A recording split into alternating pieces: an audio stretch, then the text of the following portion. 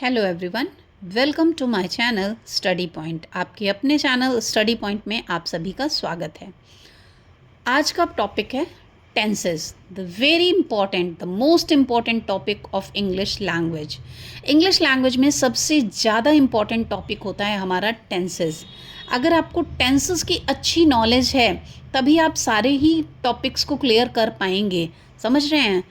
Active passive, direct indirect, whatever you want to do, सबसे main important topic जो है वो है टेंसेस। टेंसेस की नॉलेज होना बहुत ज़रूरी है। Without tenses you can not make sentence. आपका स्पोकन भी अच्छा नहीं हो सकता है। अगर आप इंग्लिश स्पीकिंग कर रहे हैं then also you can not speak in English well if you don't have the knowledge of tenses. Okay, so let's start. Tenses, how many tenses are there?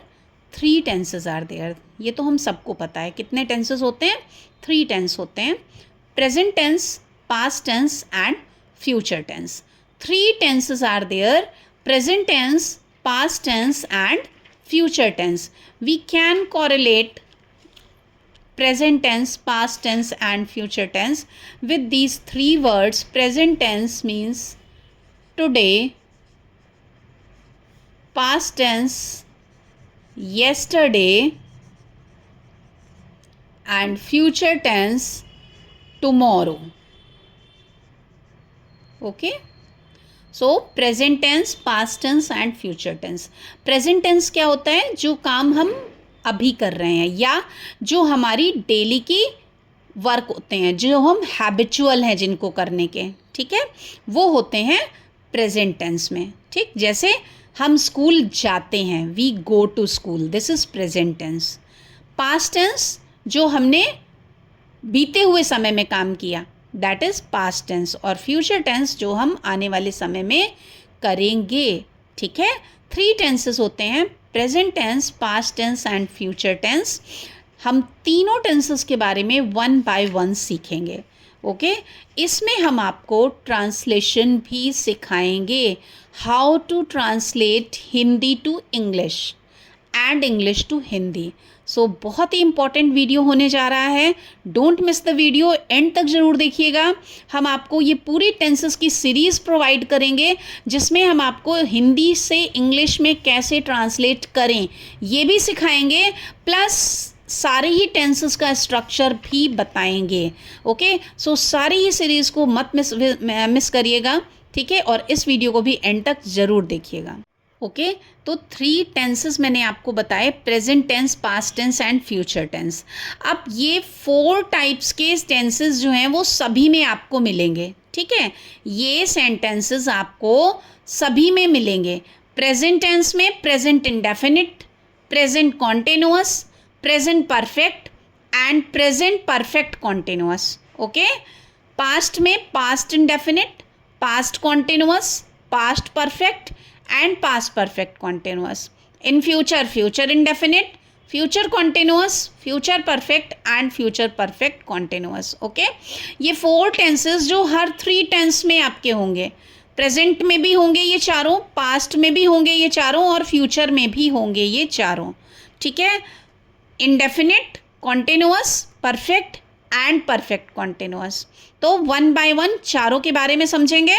What is indefinite? First, indefinite, present indefinite tense. Okay, सबसे पहले present indefinite tense के बारे में समझेंगे। Present indefinite tense, indefinite tense कौन से होते हैं? जैसे ध्यान से देखिए, सेंटेंस है Ram goes to school. Ram goes to school, ये प्रेजेंट इंडेफिनिट टेंस है। राम स्कूल जाता है, मीनिंग क्या हो निकला इसका? राम स्कूल जाता है मीन्स डेली जाता है, करता ही है, जो काम हम करते हैं, that is indefinite. Okay, Ram goes to school, present indefinite tense. Ram goes to school, Ram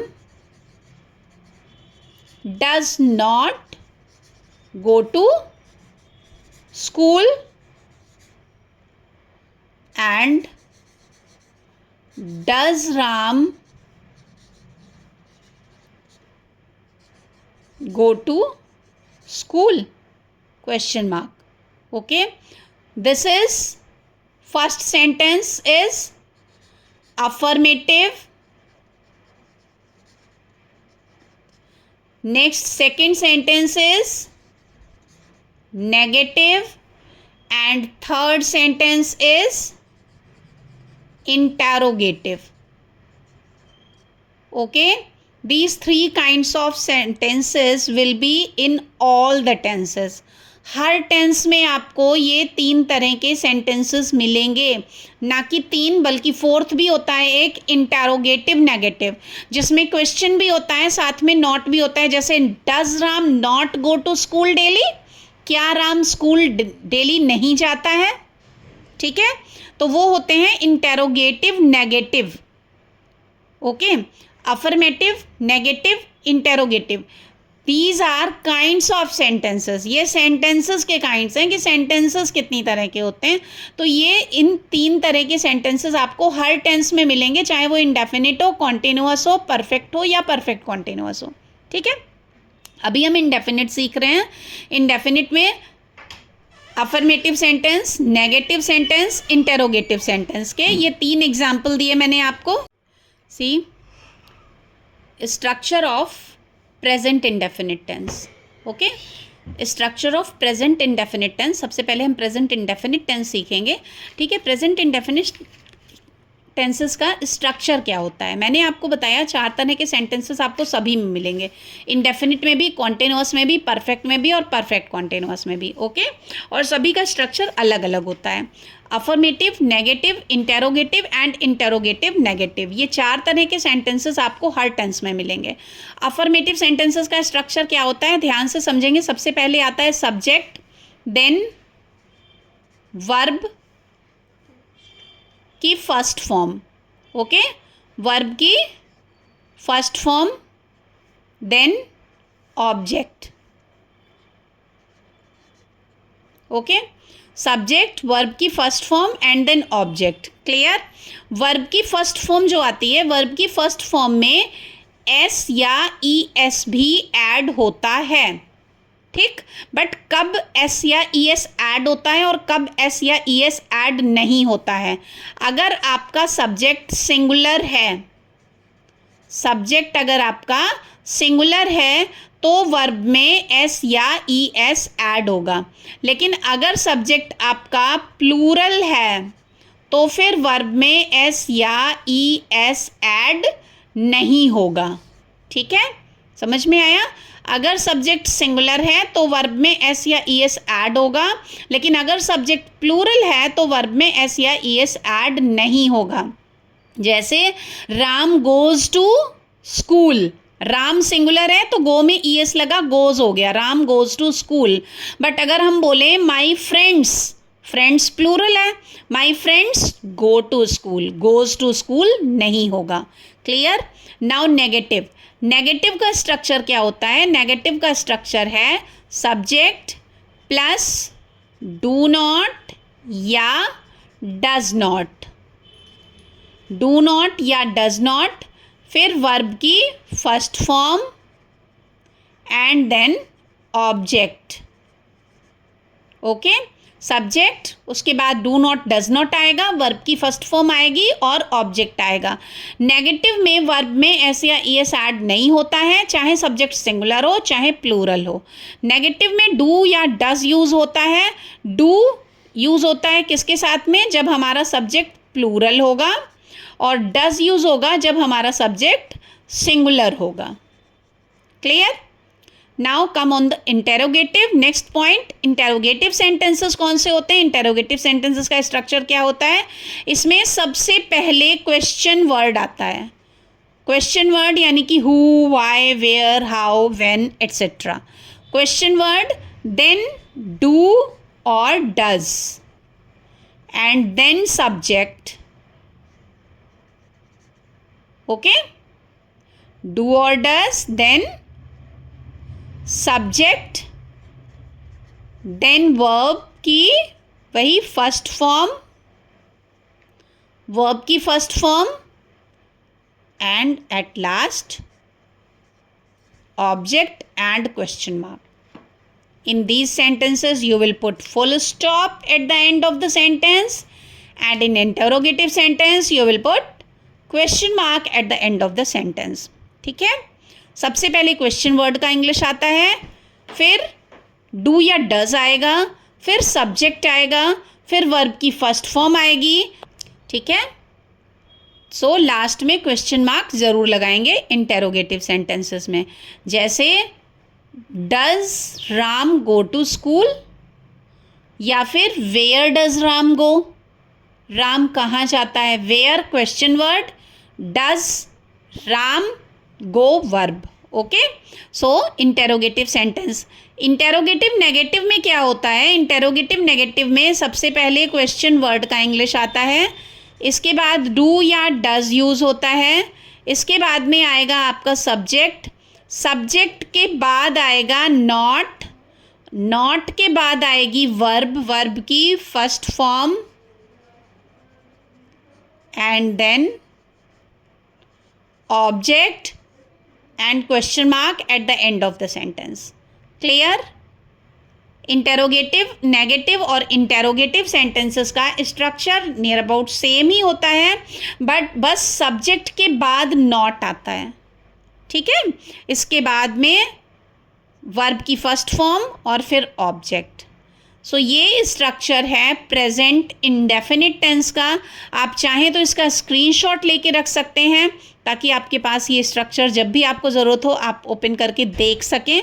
ठीक है, आप स्क्रीनशॉट ले लीजिए, फ़ोटो क्लिक कर लीजिए, कुछ भी कर लीजिए, अपने पास रखने के लिए आप रख सकते हैं. ठीक है, so present indefinite tense, affirmative, negative, interrogative और इंटेरोगेटिव नेगेटिव, चारों तरह के सेंटेंसेस मैंने आपको बताए. ठीक है बच्चों, अब हम कुछ एग्जाम्पल्स के थ्रू सीखेंगे कि जैसे सेंटेंसेस देखिए, how to translate Hindi to English. वह बाज़ार जाता है, वह बाज़ार जाता है, सबसे पहले सब्जेक्ट आता है, वह बाज़ार जाता है. सिंपल अफर्मेटिव सेंटेंस है, कोई नहीं शब्द नहीं आया है, कोई क्वेश्चन वर्ड नहीं है, ये अफर्मेटिव सेंटेंस है.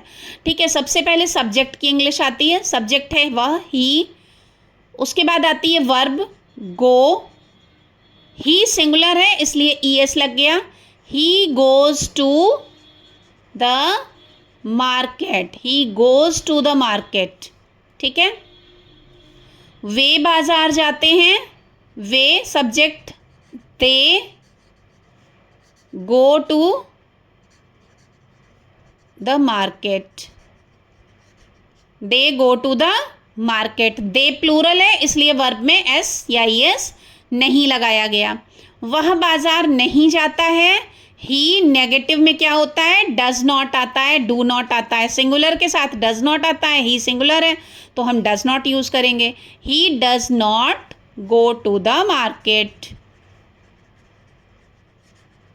ओके, वे बाज़ार नहीं जाते हैं, दे प्लूरल है so do not, they do not go to the market. क्या वे बाज़ार जाते हैं, क्वेश्चन. जब क्या वाक्य के शुरुआत में आता है, बिगिनिंग में आता है, तो क्या शब्द की इंग्लिश नहीं लिखी जाती है. हेल्पिंग वर्ब ही हमारा क्वेश्चन क्रिएट करता है. ठीक है, जब भी कभी क्या वाक्य के बीच में आएगा तो उसकी इंग्लिश लिखी जाएगी, बट अगर क्या वाक्य की बिगिनिंग में है, शुरुआत में है, तो इसकी इंग्लिश नहीं लिखी जाती है. हमारा सेंटेंस डू या डज से स्टार्ट होगा, सब्जेक्ट सिंगुलर है तो डज से स्टार्ट होगा. Does he go to the market, does he go to the market, at the end question mark. Next sentence, क्या वे बाज़ार नहीं जाते हैं, सेम, बस आपका सब्जेक्ट के बाद नॉट आ जाएगा. ओके, क्या वे बाज़ार नहीं जाते हैं, इसका क्या ट्रांसलेशन होगा मैं नहीं बताऊंगी, इसको आप लोग खुद ट्रांसलेट करेंगे और कमेंट बॉक्स में मुझे ज़रूर भेजिए इसको ट्रांसलेट करके. So for today only this much.